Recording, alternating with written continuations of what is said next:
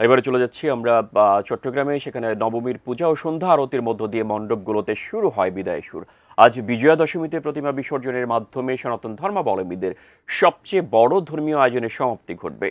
নগরীর জেমসেন হল পূজা মণ্ডপে আছেন চট্টগ্রাম প্রতিনিধি মনিরুল ইসলাম পারভেজ। বিস্তারিত জানাতে সরাসরি যুক্ত হচ্ছি তার সাথে।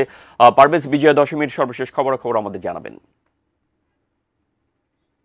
আপনি যেমনটি বলছিলেন যে বিদায় সুর, সেটি কিন্তু আমরা দেখতে পেয়েছি চট্টগ্রামে। আমরা 292টি পূজা মণ্ডপের একই চিত্র দেখতে পেয়েছি। আর প্রশাসনের পক্ষ থেকে জানানো হয়েছে যাতে দুপুরের মধ্যে তারা বিসর্জনের যে আনুষ্ঠানিকতা সেটি যাতে শুরু করে, অর্থাৎ বিকালের মধ্যে সেই বিসর্জনটি কমপ্লিট করতে বলা হয়েছে প্রশাসনের পক্ষ থেকে।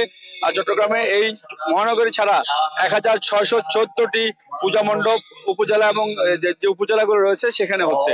তো সব মিলে এখনকার যে পরিস্থিতি সেটি হচ্ছে প্রত্যেকটি পূজা মণ্ডপে আমরা দেখেছি যে বিদায়ের সুর কিন্তু সেটি কিন্তু শুরু হয়ে গিয়েছে।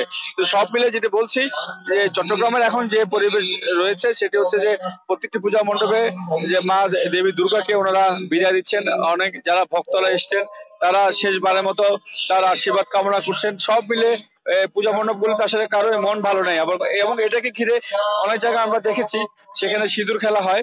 তবে আজকে একটু অনেক জায়গার খবর আমরা নিয়েছি, তবে তারা সবাই বলছেন একটু নিরাপত্তা জনিত ঠিক কারণ না, তবে কেন জানি ওনারা সেই আগের মতো সিঁদুর খেলাটি করেন সেটি হয়তো এবার অনেক জায়গায় হচ্ছে না। তো সব মিলে এখনকার যে পরিস্থিতি রয়েছে যে প্রচুর নিরাপত্তা ব্যবস্থার মাধ্যমে এইবার দশমীতে আমরা দেখতে পেয়েছি যে এখন কিছুক্ষণ পরে অর্থাৎ 12টা নাগাদ হয়তো এই প্রতিমাগুলো বিসর্জনের জন্য আমাদের যে পতেঙ্গা রয়েছে সমুদ্র সৈকত, সেছাড়া অনেকগুলো সমুদ্রের ঘাট রয়েছে, সেসব বিভিন্ন ঘাটে গিয়ে সেই বিসর্জনটি আসলে দেওয়া হবে।